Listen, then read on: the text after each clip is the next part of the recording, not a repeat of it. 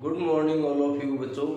आज हम 9th class का चैप्टर 1 जो है फ्रांसीसी क्रांति उसके बारे में बता रहे हैं कि फ्रांसीसी क्रांति जो 1789 के अंदर हुई थी, ठीक है। उस समय फ्रांस का जो सम्राट था, शासक था, लुई 16वें था। 1774 के अंदर उसको शासक बनाया गया, राजा बनाया गया।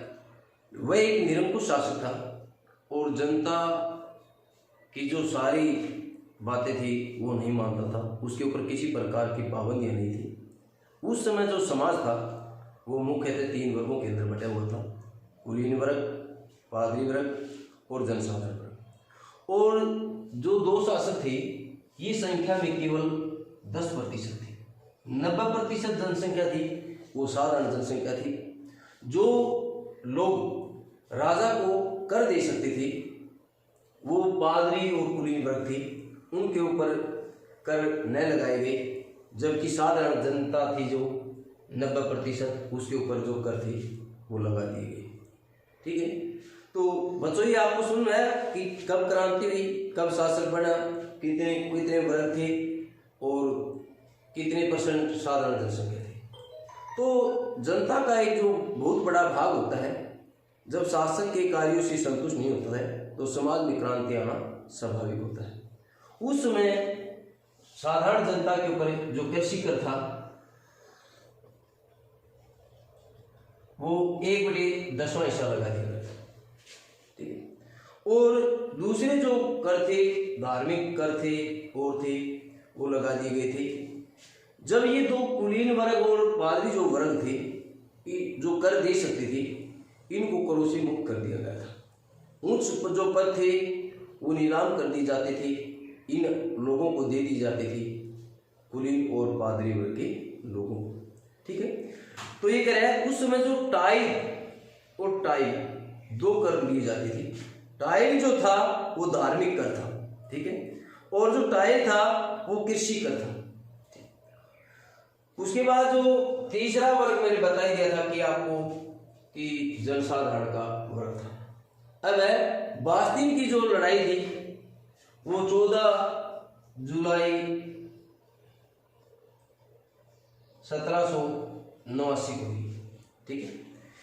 तो उस समय क्या था, बास्तीन के किले को जनसाधारण जो प्रतिनिधि थे, लगभग 7000 औरतें जो थी वो किले के ऊपर इकट्ठे हो गए और वो शासन के कार्यों से असंतुष्ट नजर आए, ठीक।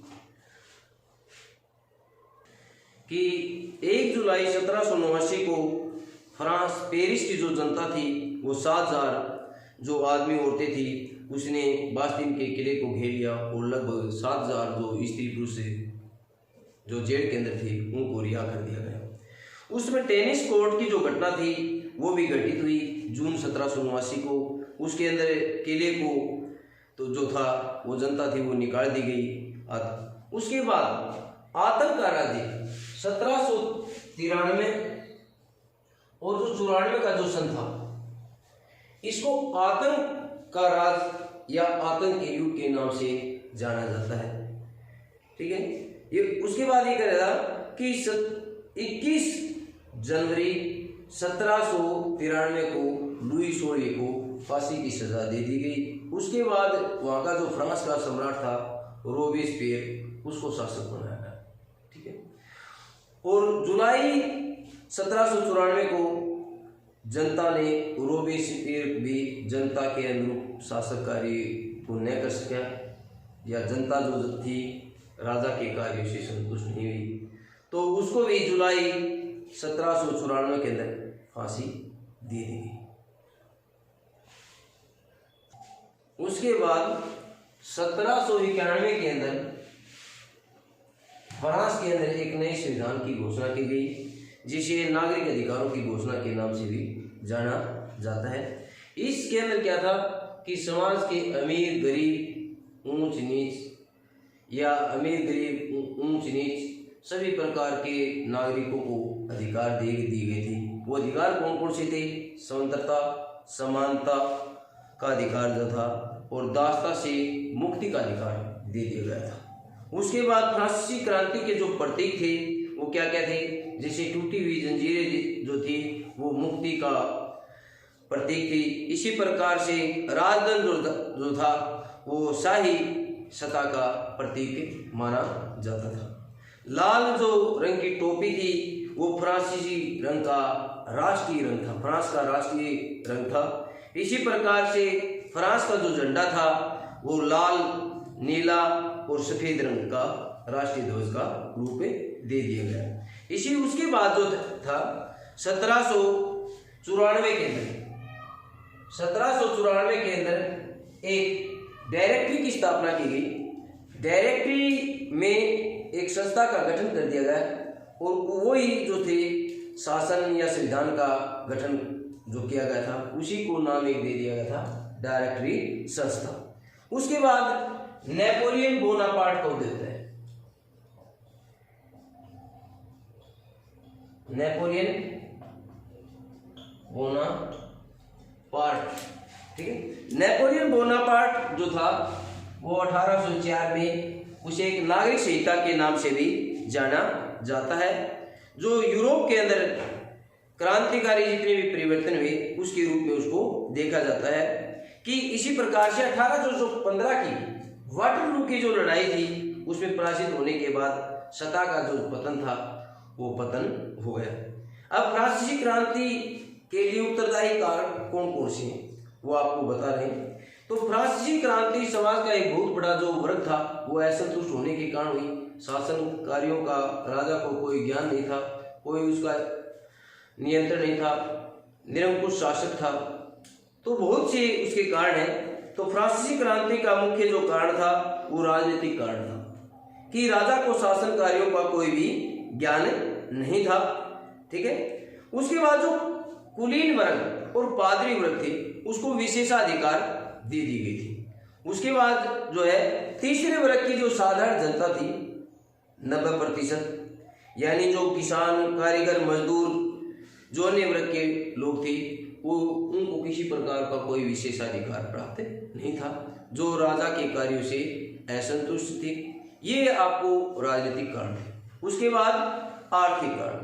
आर्थिक कारण मैंने बताया था कि राजा जो था साधारण जनता जो कर नहीं दे सकती थी उनको उनके ऊपर करों का बोझ लाद दिया गया, जबकि जो समाज का एक बहुत बड़ा जो वर्ग था, कुलीन वर्ग था, पादरी वर्ग था, जो संपन्न थे आर्थिक, वो कर दे सकते थे, उनको करों से मुक्त कर दिया गया।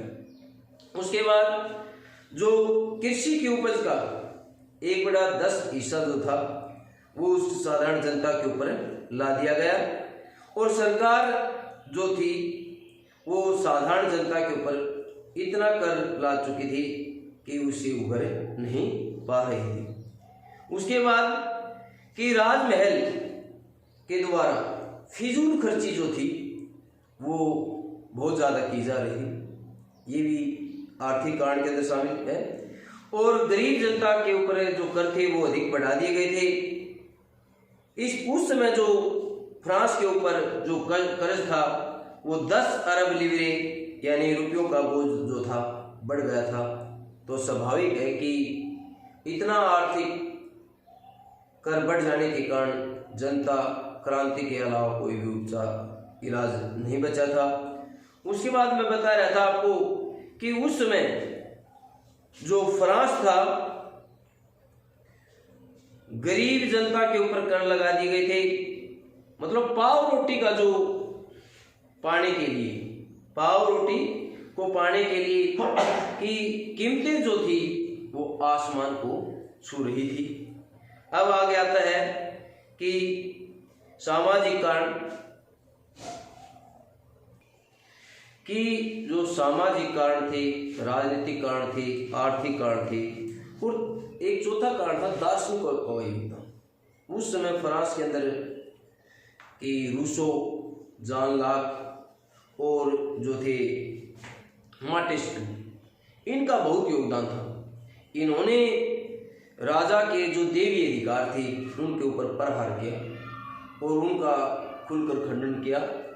तो जनता के सामने राजा की सच्चाइयों से वाकिफ कराया और इन्होंने बड़े बड़े लेख लिखे जो साधारण जनता ने पढ़े और समाज का एक बहुत बड़ा भाग क्रांति करने के लिए तैयार हो गया। इस कारण से फ्रांसीसी क्रांति जो थी एक बहुत बड़े जो वर्ग के लोग थे उनके कारण संपन्न हुई और समाज के अंदर बदलाव देखा गया।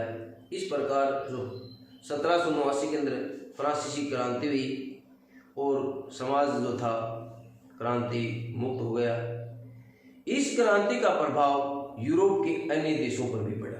धीरे धीरे उन्होंने भी फ्रांस के जो माहौल देखा, क्रांति हुई, आज़ाद हुए, करों से मुक्त करा दिया गया, स्वतंत्रता का अधिकार मिला, समानता का अधिकार मिला, दासों को मुक्ति मिली।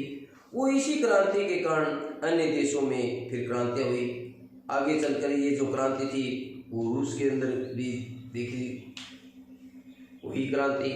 इस कारण से हम कह सकते हैं कि फ्रांसीसी क्रांति के लिए एक नहीं अनेकों कारण उत्तरदायी थे, चाहे वो सामाजिक कारण हो, चाहे वो राजनीतिक कारण हो, चाहे आर्थिक कारण हो, चाहे राजनीतिक कारण हो। सबसे बड़ा योगदान जो थे उसकी जो पत्नी थी अंतोएत, उसका भी काफ़ी योगदान था।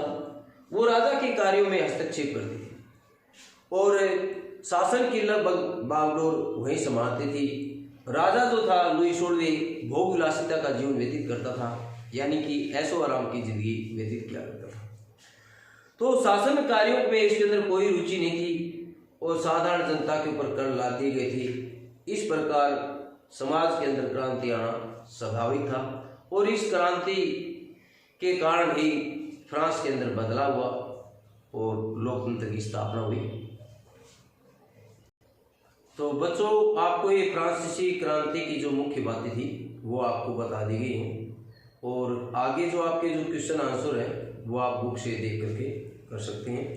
तो फ्रांसीसी क्रांति का जो ये चैप्टर था ये हमने कंप्लीट कर दिया है। उसके बाद आगे भी हम ऐसे ही 6 to 10 तक जो वीडियो है वो आपकी जारी करते रहेंगे और आप देख लेना।